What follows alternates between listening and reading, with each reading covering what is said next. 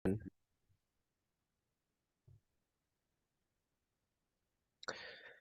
Assalamualaikum warahmatullahi wabarakatuh.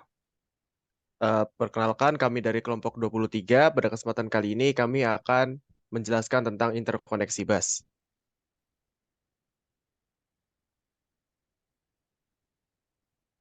Nah, untuk anggota kelompok kami sendiri, yang pertama ada Mas Ahmad Diki Prasetyo dengan NPM 210-810-10-055, dan ada saya Muhammad Nazmi Ayer Pradipta dengan NPM 210-810-10-111.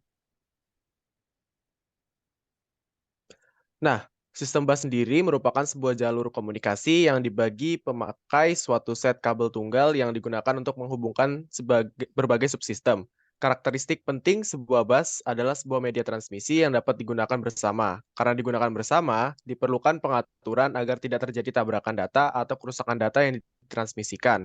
Walaupun digunakan secara bersamaan, dalam satu waktu hanya ada sebuah perangkat yang dapat melakukan bus. Nah, struktur sistem bus. Sebuah sistem bus sendiri terdiri dari 50 hingga 100 saluran yang terpisah. Masing-masing saluran ditandai dengan arti dan fungsi khusus. Walaupun terdapat sejumlah rancangan bus yang berlainan, fungsi saluran bus dapat diklasifikasikan menjadi 3 kelompok, yaitu saluran data, saluran alamat, dan saluran kontrol. Selain itu, terdapat pula saluran distribusi daya yang memberikan kebutuhan daya bagi modul yang terhubung. Selanjutnya ada beberapa fungsi saluran bus. Yang pertama, saluran data atau data bus. Berfungsi untuk memberikan lintasan bagi perpindahan data antara dua modul data. Kedua, ada saluran alamat atau address bus.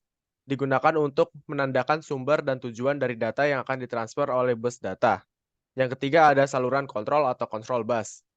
Berfungsi untuk mengontrol akses ke saluran alamat dan penggunaan data pada saluran alamat.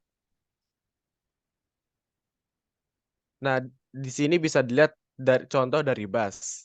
Nah, di sini ada bus alamat yang meminta alamat memori dari sebuah memori atau alamat I/O dari sebuah peranti I/O.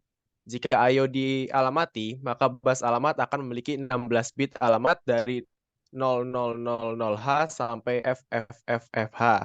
Alamat ini disebut juga port number. Port number akan memiliki satu dari 64K peranti I/O yang berbeda.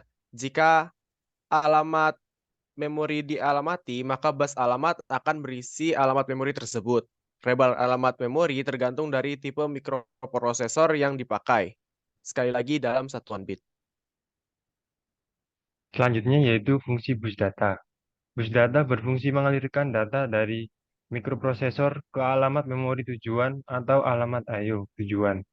Besar kecepatan transfer bus data bervariasi sesuai dengan mikroprosesor yang digunakan. Bus kontrol berisikan instruksi yang mengatur operasi apakah itu read atau write. Selanjutnya yaitu ada tipe-tipe kontrol.